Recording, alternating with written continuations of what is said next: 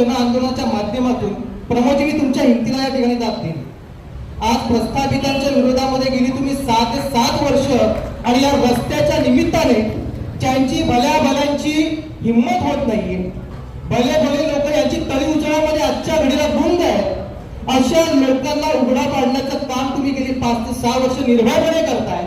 आणि या निर्भीडतेलाच एक दिवस मगाशी सुरजी तुम्ही अपेक्षा व्यक्त केली की यावर आमदार किंवा खासदार महोदयांचं काय म्हणणं आहे। मी तर म्हणेन आमदार खासदार महोदय हे लोकप्रतिनिधीने बाजूला जाऊ देत। आज तुम्ही या आमरण उपोषणाच्या माध्यमातून जनसामान्यांचा प्रश्न उचलण्याची जी धमक दाखवलं त्याचं उत्तर येत्या काही काळामध्ये जनताच देणार।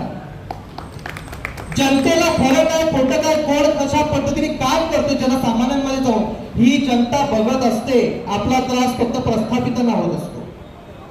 सर्वसामान्य जनता त्यांच्यासाठी जे कोणी जीव तोडून आणि आकांतांडव करून जीवाच्या